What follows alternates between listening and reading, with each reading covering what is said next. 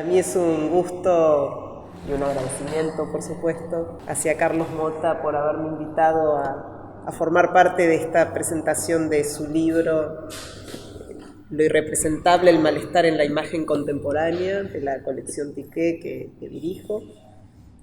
Una presentación de un libro presencial que hace mucho, por lo menos yo no asisto ni organizo de manera presencial. Así que es un placer y para mí una emoción, porque Carlos es un amigo, por sobre todo, un colega, un amigo, con quien pude trabajar conjuntamente durante un cierto tiempo para que este libro salga a la luz como tal.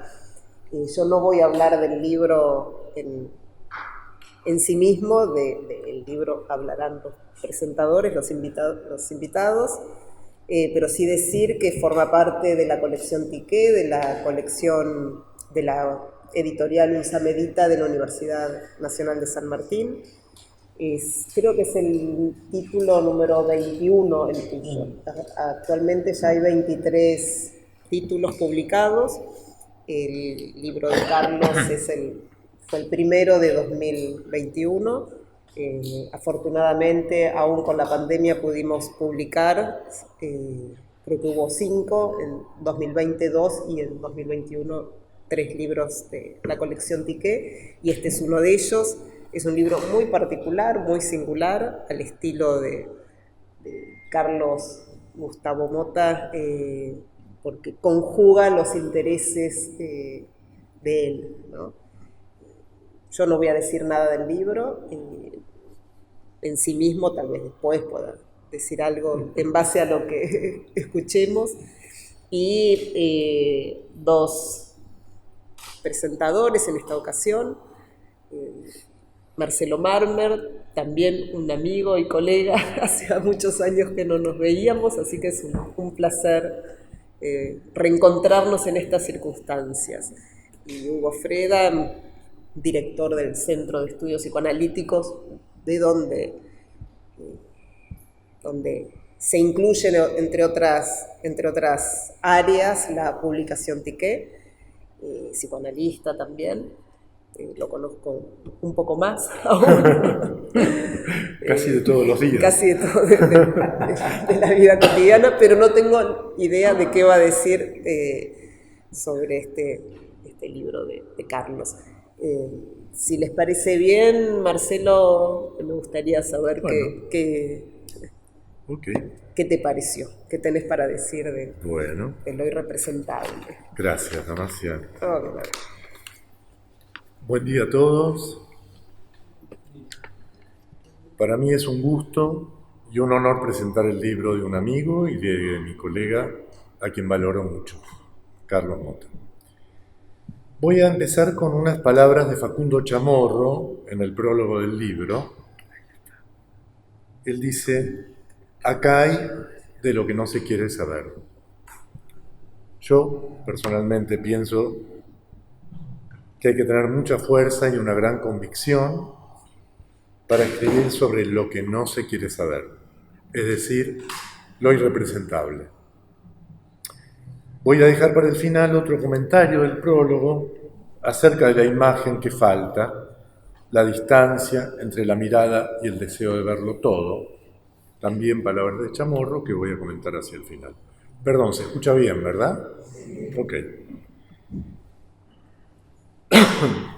En la primera parte de este libro, a partir de la dupla imagen-espectador como eje, hay 3 elementos que cobran una enorme importancia: lo real, la realidad y el testimonio. Yo agrego la voz, la mirada en juego, es decir, lo que da cuenta y anuda lo presentable e irrepresentable entre aquellos términos. Carlos Mota nos introduce en la lectura con una distinción entre los términos realidad y real. Nos acerca a citas como la de Jean-Louis Comolli y nos convida a una primera pregunta: ¿qué sucede con el espectador ante una imagen cinematográfica? Luego transitará por la representación de lo real a partir de la imagen en el cine documental.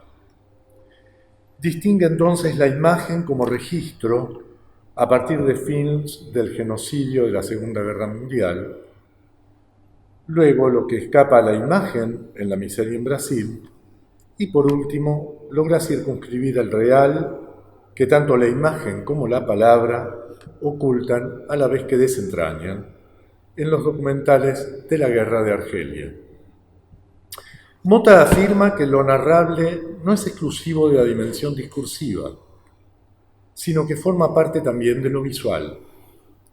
Toma en ese sentido el caso de un director del neorrealismo italiano, como Luchino Visconti, que como es sabido, el neorrealismo italiano es el movimiento narrativo y cinematográfico que surgió en Italia después de la Segunda Guerra y que tuvo como objetivo mostrar condiciones sociales más auténticas y humanas, alejándose del estilo histórico y musical que hasta entonces había impuesto la Italia fascista hasta 1945. Motta da una vuelta a la cuestión y demostrará que Visconti provocaba con la imagen un hecho discursivo al informar sobre la vida en la campiña de la Italia de 1943. Metódica y sesuda demostración de Motta que vale la pena transitar en la lectura del libro, es decir, porque el film es un hecho discursivo y no solo una secuencia de imágenes. En la misma línea, sin abandonar la idea de la imagen del film como hecho discursivo, agrega luego: entre el engaño del espectador y la presencia del otro como alteridad y el semejante, se encuentran otras variables que dan cuenta de hechos discursivos.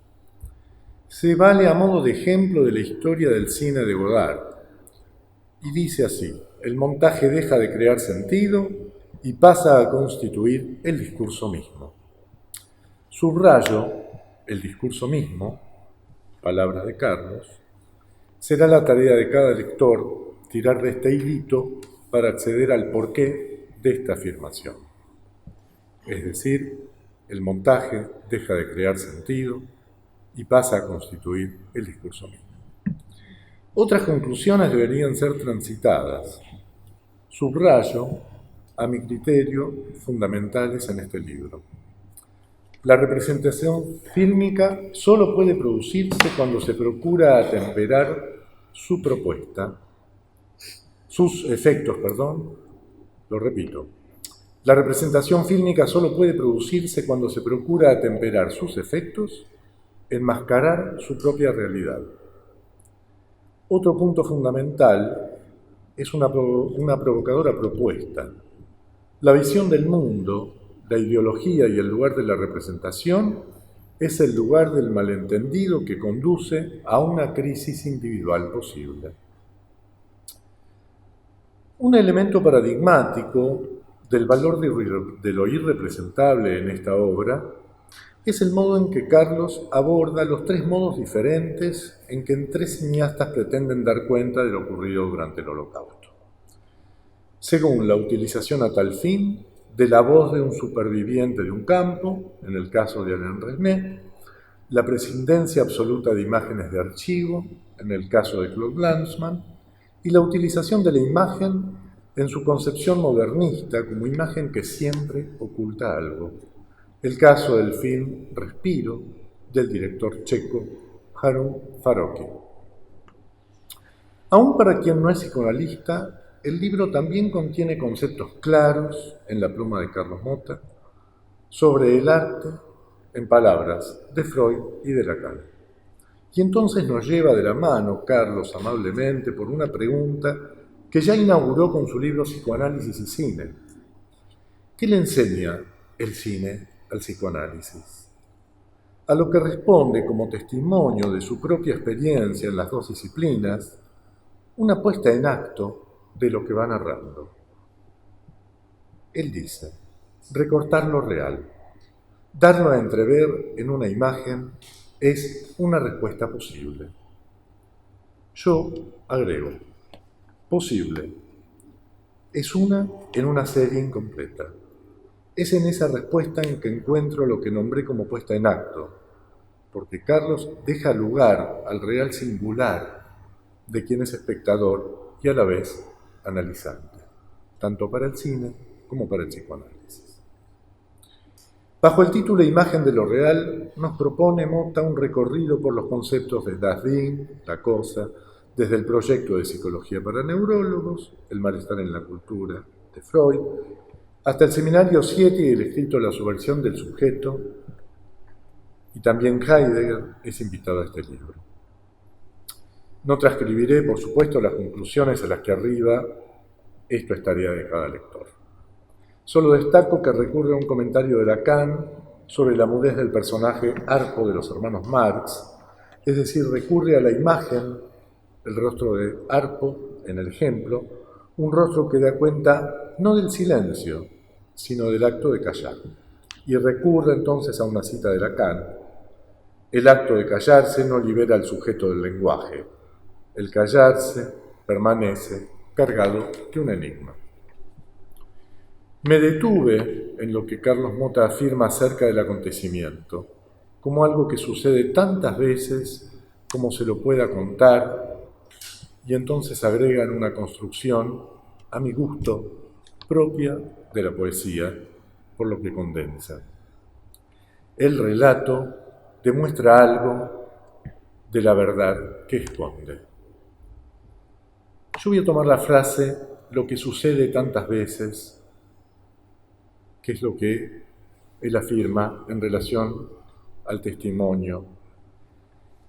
Y yo quiero decirles que, a mi entender, el conocimiento o el autoconocimiento como consecuencia de un trauma no es un hecho anterior al testimonio ni un saber residual que sea producto de esto.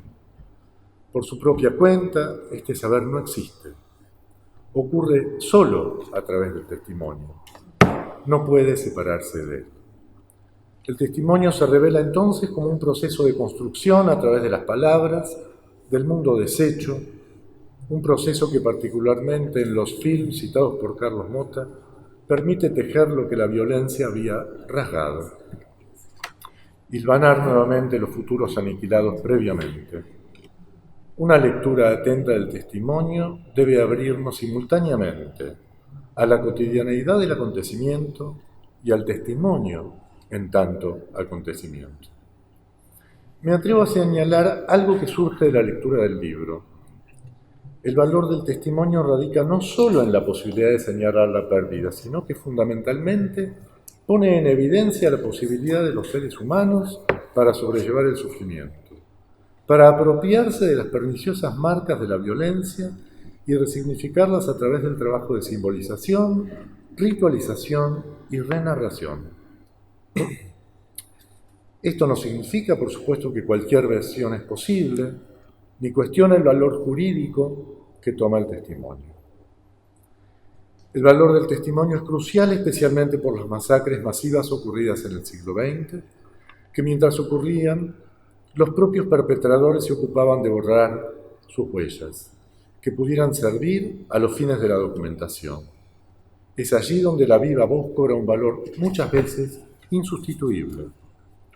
Franco Rela, en su ensayo titulado Desde el exilio, que recomiendo, afirma que Ismael, el protagonista de Moby Dick, sobrevive, o mejor dicho, el autor lo hace sobrevivir para que pudiera testimoniar.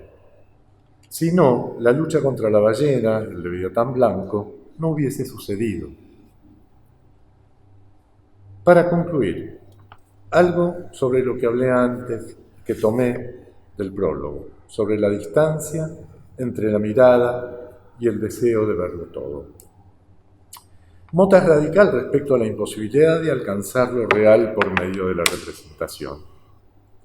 Plantea el problema contemporáneo a partir del axioma "una imagen vale 1000 palabras" y deja abierta la pregunta sobre cuáles serán los rostros del otro, de nuestra época, la que nos toca vivir, que a mi entender justifica el subtítulo "El malestar en la imagen contemporánea".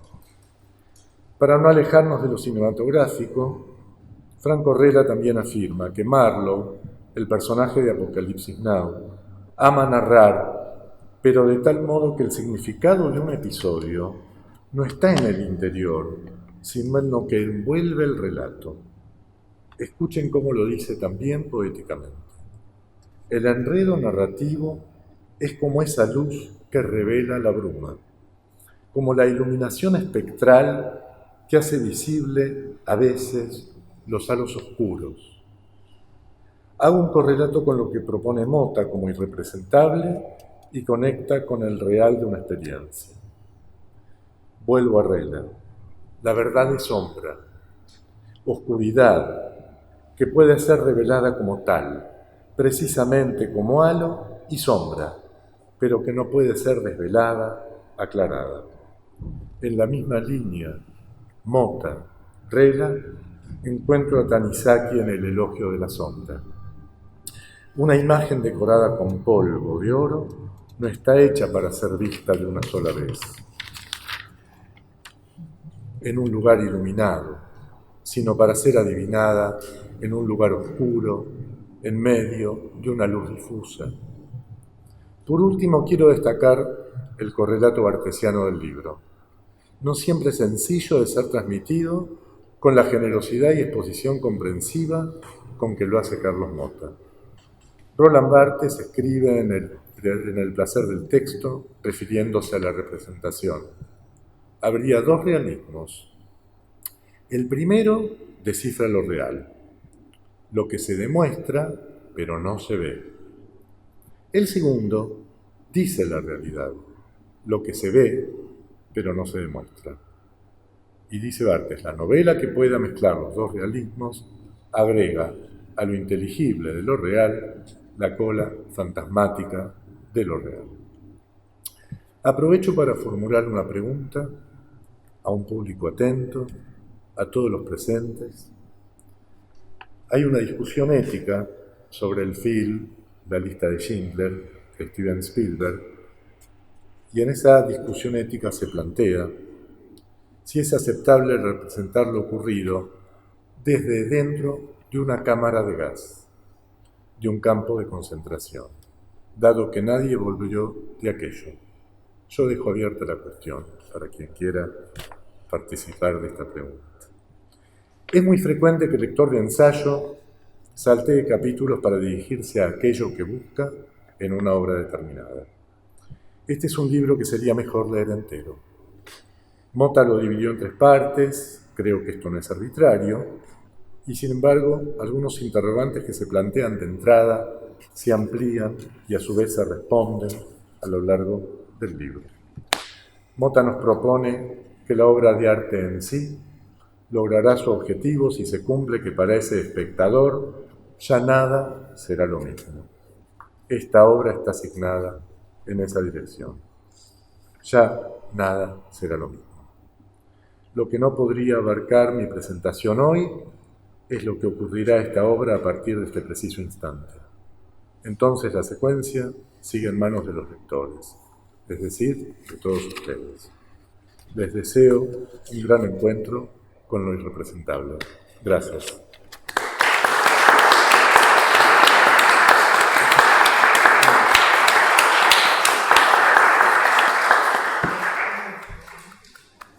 ¿Querías decir real? Después. Gracias, Marcelo. No, gracias a ustedes. Hugo.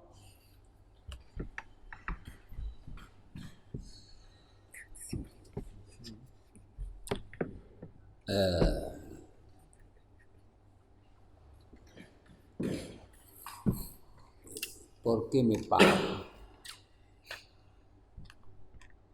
Me paro porque cuando hablo me muevo demasiado. A diferencia de cuando estoy en el sillón, detrás del diván, estoy muy callado, casi al extremo del silencio absoluto, y no me muevo. Acá estoy más bien en la posición del que habla, o sea, del analizante, no del analista. muchas veces me arrepiento de las cosas que hago.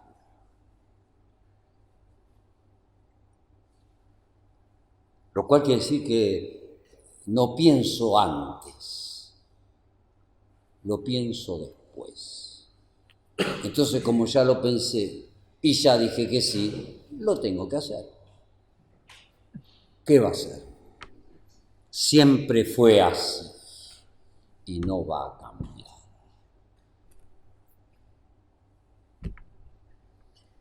Entonces, esta semana me convertí en un presentador, entre comillas, de libros, porque 2 veces ya me sucedió. El jueves, Catherine Milló, hoy, Carlos Gustavo. Lo de Gustavo lo voy a dejar de lado porque para mí es Carlos Mota, ¿no? Eso de Gustavo, como esto de Catherine Milló sería Ana Catherine Milló, y ella dice Catherine Milló solamente, y explica por qué.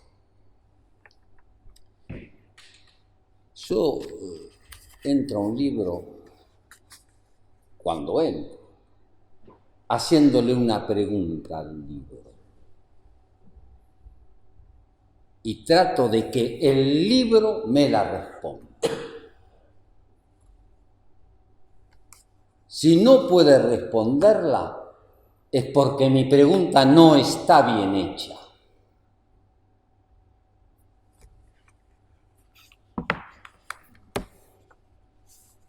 Que quede claro. Entonces, yo entré con lo irrepresentable. ¿Qué quiere decir? Que no quiere decir lo que no se presenta, sino más bien lo que no puede representarse, lo cual cambia la tonalidad del problema.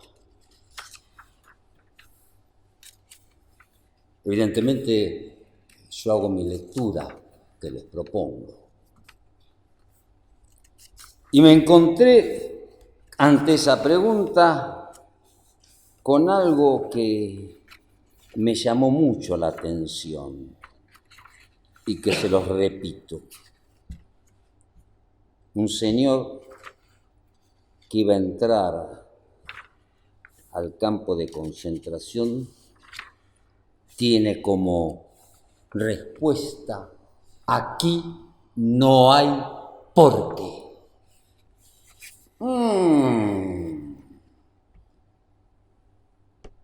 Lo cual es muy difícil de analizar. Aquí no hay por qué. ¿Qué quiere decir en la boca de este señor?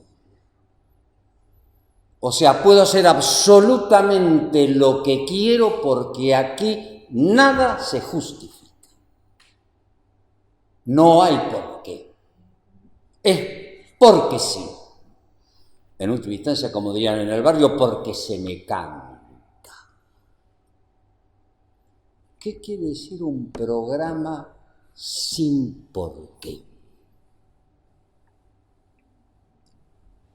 Es decir, es el programa de porque se me canta. Y es eso un real imposible a soportar. Es así porque sí. Y uno va a analizarse cuando va. Cuando quiere decir que sea lo mismo que ir a ver a un psicoanalista. Cuando elige encontrarle una cierta racionalidad a eso que se impone a partir de no hay por qué. Lo que se impone a cada uno adentro de uno mismo. El problema es que el ser humano es capaz de poner en acto aquí no hay por qué. Y eso sucedió.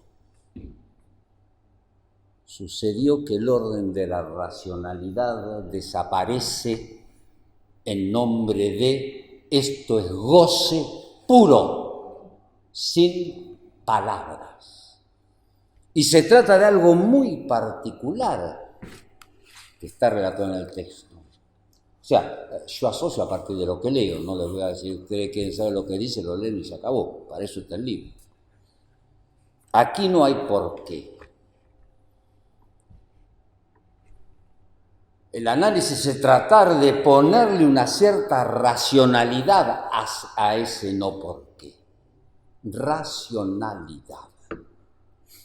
Y poder extraer de ese aquí no hay por qué un cierto saber.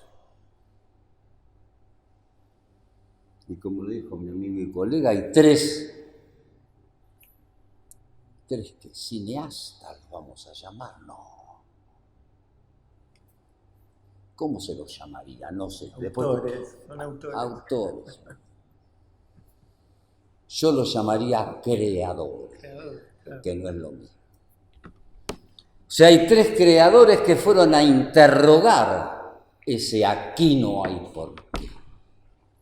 Y cada cual lo fue a interrogar a su manera, poniendo absolutamente las condiciones de la interrogación.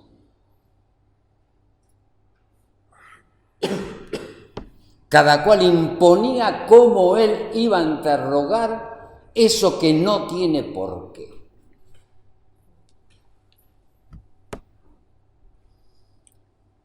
Y me llamó mucho la atención las condiciones a las cuales ellos mismos se han sometido. Se sometieron con firmeza a que para saber algo de ese no hay por qué, hay que ser totalmente estricto con el deseo. Eso se llama la ética. El que renuncia al deseo irreductible de es como yo quiero, si no, no se hace, faltó a su ética. O sea, me hago responsable, mismo ahí lo dice, no que uno de ellos le dijo, la condición esencial que tal tipo esté conmigo, si no, no lo hago. Claro. Si te gusta bien y si no también, flaco. Claro. ¿No? Claro. Hay que animarlo un poco. ¿Por qué hay que animarlo? Para que la vida pueda emerger de ahí donde el horror es el absoluto. ¿Y cuál era el horror absoluto de eso que ellos, a lo cual tienen que encontrar un porqué? A que no se trata de matar a alguien.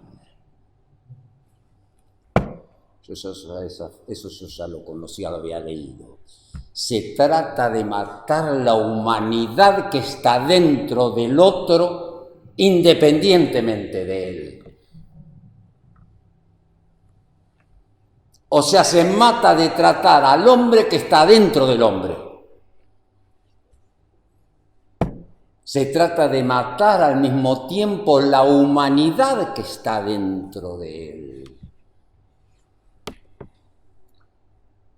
Entonces, como me dejo ir a las asociaciones libres, ejercicio que cada vez me gusta más, tal vez porque me volví a analizar a esta edad, me acordé de que en pleno inicio de la pandemia, el Estado de Israel decreó las condiciones más draconianas del confinamiento. Y pusieron mucha plata para tener muchas vacunas, eran los que más caro la pagaron. Bien. Y siempre tienen guita, eso, viste, bla, bla, bla. Sí. Como decía mi amigo Abramov, judío, ¿eh? El ruso. Yo lo llamaba el ruso, que sigo hablando con él todos los días, a pesar de que esté muerto. Con plata, lo que se puede pagar no es un problema. El problema es lo que no se puede pagar con plata. Eso sí es un problema. Entonces, el Estado de Israel dijo: a los primeros que vamos a vacunar es a los viejos.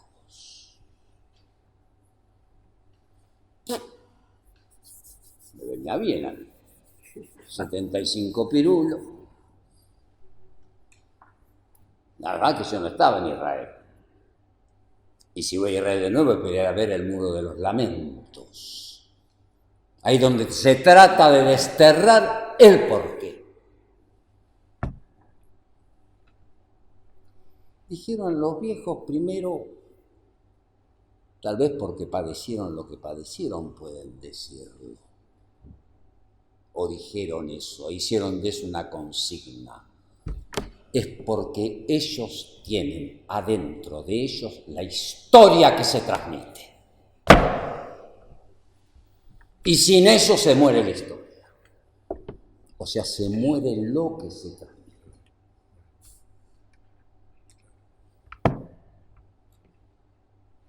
Es distinto a que el virus ataca a los viejos porque no pueden respirar bien. Bueno, acá hay un neurocirujano, estoy hablando con él recién para ver cómo esto del cerebro, cómo funciona. Me dio a hacer ejercicio todas las mañanas, para acordarme si 2 más 2 son 4, si 4 más 2 son 6, etcétera, etcétera, etcétera. ¿Es verdad o no, doctor? Lo que sí sé es que la humanidad, esa que tiene ese viejo rabino que está rezando en el Muro de los Lamentos, esa humanidad es la que había que matar. Y sin dejar rastros. Esa es la idiotez humana, sin dejar rastros. Porque la única manera de no dejar rastros es destruir el lenguaje, no las personas. Es lograr que el ser humano no hable más. Entonces todo desaparece. Por eso, tal vez estos creadores encontraron un límite al lenguaje, al oral, y crearon un lenguaje nuevo para mostrar lo irrepresentable. Eso es lo que nos transmite Mota, aunque sea es lo que me transmite a mí. Por lo tanto, lo leo, porque yo tengo muchos libros que no leo. Me di cuenta cuando empecé a viajar y a instalar bibliotecas en distintos lugares que tenía no sé cuántos cientos de libros y cientos de los cuales en última instancia ya podría dejarme con 4, 5, 6, 10, 15, 20 y el resto hacer un gran asado. ¿No? O sea que al final uno tiene que saber qué le pregunta al libro para hacer el esfuerzo de leerlo, aunque el neurocirujano me aconsejó de leer todos los días. Le voy a decir al neurocirujano, no crean que esto está fuera de lo que estoy hablando, Ojo. Lo que no le dije, que el otro día saqué el primer volumen de Amorortu de Freud, porque voy a leer de nuevo toda la obra completa. A doble título. Primero, por un ejercicio neurológico. Como voy a la pileta todos los días media hora, 1 hora de Freud, estimula y sienta bien a las neuronas. Pero además porque ese judío, porque también lo era, no solamente inventó algo, por lo tanto es un creador, sino le puso adentro del ser humano y a cada uno de los que habla lo que lo gobierna, que es el instinto de muerte. ¿Qué va a hacer? Es así. Yo no tengo la culpa. Yo tengo que terminar, ¿no? Qué suerte, entre 5 minutos termino. Qué suerte para mí, porque él me dijo que puedo hablar todo lo que quiere. Entonces empecé por ahí. ¿Para encontrar qué? Empezar por ese punto. ese señor que dijo aquí no hay por qué. Quiere decir que aquí no hay determinismo, que aquí hay locura absoluta. O sea, aquí se puede hacer todo. ¿Para qué? Para encontrar que la solución final.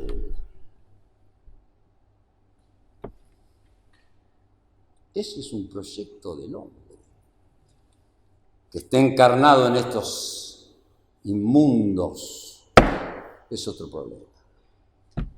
Pero todos quieren encontrar la solución final, que es la muerte, porque ahí, ¿qué pasa? Se duerme en paz.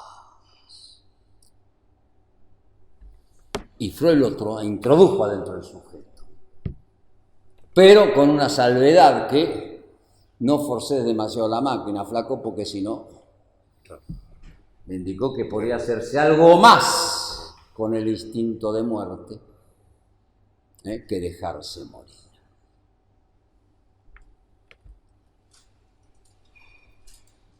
Es por eso que este libro merece ser leído con una lapicera.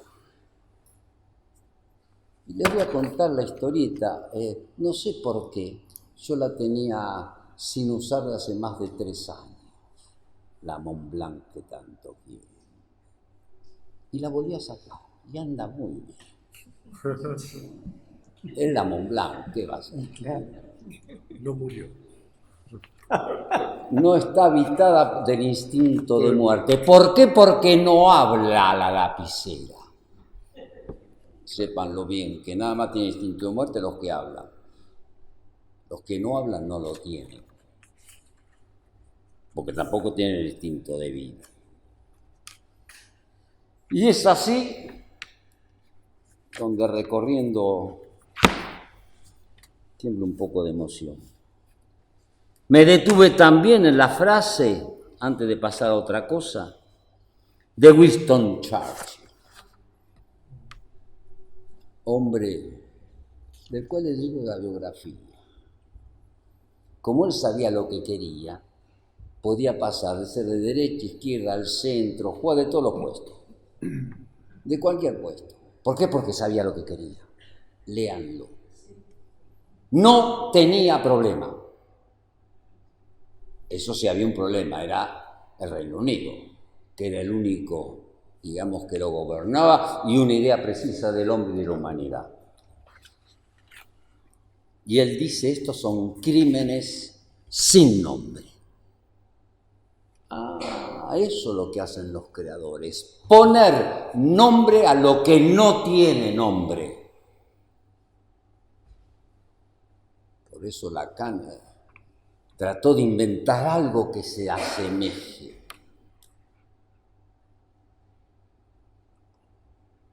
Inventó el Sampton para que sea una manera de ponerle nombre al error estructural que nos gobierna, que nos rige sin darnos cuenta. Tal vez cuando uno hace un análisis se empieza a dar cuenta que podría hacer algún arreglito con ese desarreglo y darle una nueva forma. No sé si esto lo sabe el neurocirujano, pero a partir de ahora eso le va a servir. Darle una nueva forma a lo que estaba informe. Y eso es lo que hacen los 3 creadores que vos nombrás.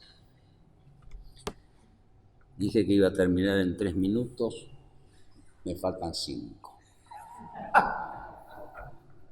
Claro, porque nadie sabe cómo yo cuento 3 minutos.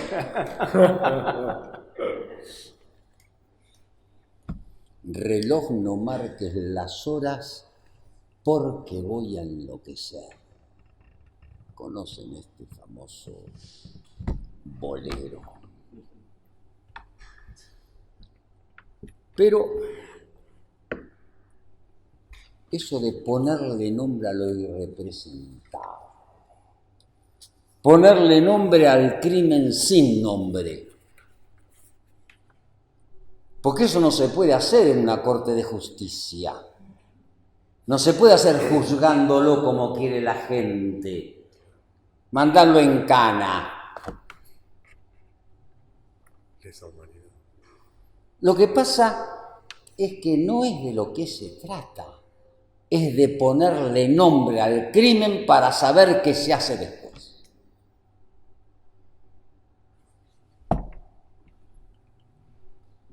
O sea, el crimen de no hay por qué no se paga con la silla eléctrica. Los únicos que pueden pagar con eso son los artistas, que les guste o no. ¿Por qué? Porque tratan con el arte de ir mucho más al fondo de ese no por qué, porque hay un por qué que se llama lo real. Que no solamente lo descubrió Lacan le dio todo su esplendor, pero es la verdad de la cual hablaba acá, esa que no se puede nunca dejar de escribir porque nunca se la puede escribir totalmente, que Lacan llamó la media verdad, la mi-vérité. Es mucho más lindo mi-vérité que media verdad, perdónenme, pero después me pegan, ¿no? Y se digo cosas así de ese orden, pero cada cual encuentra la belleza donde puede. La media verdad. Y que se busca la otra media verdad para hacer una verdad entera, como lo que se llama la media naranja. O ese regalito que se le hacía a las novias antes, aunque sea en el siglo pasado, cuando yo era joven, había una luna que era entera y que se rompía por la mitad, y se le daba media a cada uno. Media medalla, la media medalla, o sea, cada uno tiene media, entonces hacemos una. No caminaba ni por puta. Ni por puta. El único que caminaba era la medallita que se rompía. O sea, ¿qué quiero decir con eso? Que no es para... Uno cuando se ríe, sabemos qué quiere decir. El que se ríe es para no llorar, ¿no? En principio. O sea que la unidad no se encuentra. Siempre está fallada por una grieta que no es la de que hablan estos mamarrachos, sino por la grieta del significante que deja un surco, que en última instancia los artistas tratan de llenar. Ahora sí queda uno. Fue también parte de las asociaciones. Y está referido a esta frase. El arte incide en la sensibilidad y permite la afluencia del deseo. Toca lo más íntimo de cada uno. En ocasiones la obra nos aleja de lo inquietante, de lo siniestro, recubriéndolo de belleza. A menudo busca mantener una distancia frente al horror y a lo que resulta difícil o imposible de comunicar.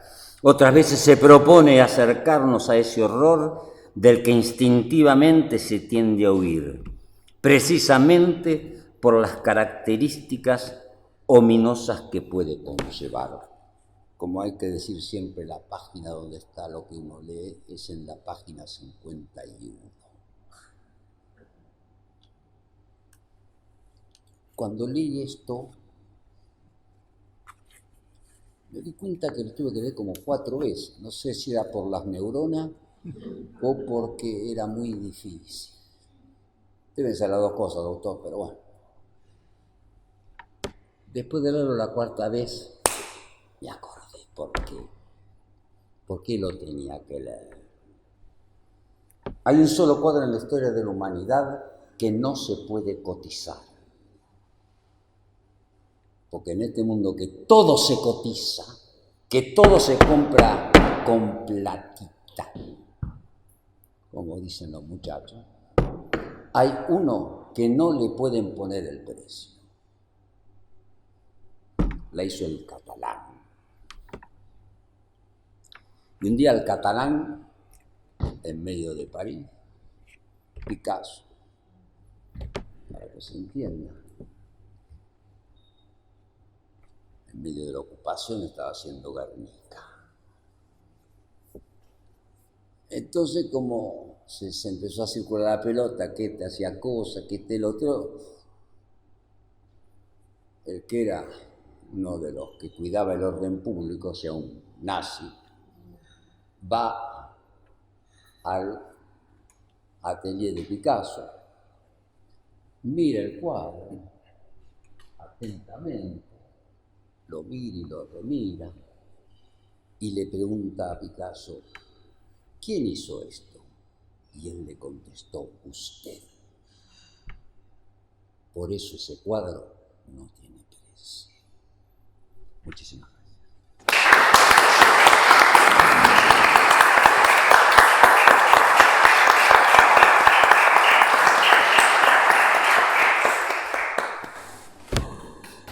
Bueno, muy bien. ¿Qué decir, no? Después de estas dos maravillosas presentaciones con la coordinación de mi amiga, que voy a dar 3 secuencias, porque una de ellas es justamente con la que cierra Hugo, porque iba a comenzar con la página 51, o sea que la página 51 está acá marcado, o sea, pero entonces... Dije que no lo diga. Pero está bien. Entonces, y a partir de ahí tomaba y tomo efectivamente estos 3 creadores que para el cine, efectivamente, por eso se habla del cine autor, digamos, porque tienen un estilo particular cuando es así, digamos, entonces se dice el cine autor también efectivamente son creadores. Entonces, Noche y Niebla, Shoah y Respite forman parte de una reconstrucción audiovisual del suceso efectivamente más penoso del siglo XX. Las consecuencias de lo que significó la Segunda Guerra Mundial. Cada film representa el mismo problema de modo contrapuesto y en los 3 se utiliza de un modo singular el testimonio como un recurso común. Noche y Niebla está compuesto por un registro fílmico y fotográfico de quienes liberaron los campos de concentración y por un guión escrito por Jean Cairol, superviviente del campo de Mauthausen en Austria. En 1946, Cairol publicó un poemario titulado Poemas de la Noche y Niebla. Shoah reconstruye la experiencia del genocidio nazi a través de declaraciones de víctimas y victimarios. Además cuenta con el aporte del estudio minucioso del historiador, el libro que me parece realmente fantástico, como el de Raúl Hilbert, que es fundamental para la construcción del guión y la realización del documental. Yo diría que efectivamente Latzman transpone prácticamente todo ese gran libro, ¿no? Que no se lo tiene tan en cuenta Hilbert, digamos, pero que efectivamente sí lo tiene en cuenta Latzman. Respite o Respiro centra la mirada del realizador sobre la víctima de un campo de tránsito. Utiliza la superposición de fotogramas donde incluye la imagen de un tren de traslado de prisioneros. Resnais, Latzman, Farocki muestran un modo singular, lo innombrable, lo irrepresentable del acontecimiento, esto que también Marcelo mencionó y también fue al punto. El horror supera todo aquello que se pueda ver y decir. También Hugo tomó, sin saberlo, la cita que yo iba a decir de Winston Churchill, digamos, pero le agrego ahí a esa cita efectivamente lo que aparece desde Alain Badiou, que es la teoría del acontecimiento, en ese eje tan sencillo como, que lo toma de Berzón, por supuesto, digamos, el antes y el después. Efectivamente, esa temporalidad evidentemente puede comenzar a tener una secuencia cuando un nombre como el de Auschwitz, digamos, ubica e instala un antes del que la civilización deberá aprender para reflexionar sobre cómo quiere que sea su después. Agradecimientos. A Hugo Freda no solo se ha mostrado siempre dispuesto a esta presentación, sino que me aloja en la Universidad Nacional de San Martín, pero sobre todo me honra con su amistad y me deleita con su obra, que confirma que el artista siempre nos lleva a la delantera. A Damasia Amadeo de Freda, a quien conozco desde hace muchos años y tuvo la tarea ardua de corregir los manuscritos de este libro y le imprimió con su rigurosidad una edición del texto que incluso, como una experta montajista de cine, provocó un resultado de alto impacto dirigiendo una colección para la UMSAM como es la serie Tique. A Marcelo Marmer, amigo presente en las buenas y en las malas, lector incansable y escritor que cada día avanza más, también con la ardua tarea de encontrar las palabras justas. Representante de todos mis amigos que están también hoy aquí presentes y que hacen que estos momentos siempre sean más fáciles. A Facundo Chamorro no solo hizo el prólogo de este libro, sino pudo dividir la obra en diferentes niveles de lectura que el lector agradecerá sin lugar a dudas. A Andrés Licastro, quien acompaña todas mis filmaciones, las hace brillar, está acá presente filmando. A toda mi familia y a mis afectos, a quienes les quito tiempo porque siempre estoy haciendo algo. Ellos cuentan conmigo y yo con ellos. Y gracias por estar presentes, porque es efectivamente muy importante para mí, pero no solamente para mí, sino también creo que para ustedes, porque hacer una presentación en cuerpo es completamente distinta. Yo la vivo realmente de modo distinta a todo lo que de alguna forma, por un lado, la pandemia nos sometió y que también aporta un nuevo lenguaje en la hibridez que hoy nos toca vivir. Hay dos cosas más. Una es que hice especialmente un clip que dura 7 minutos para este evento.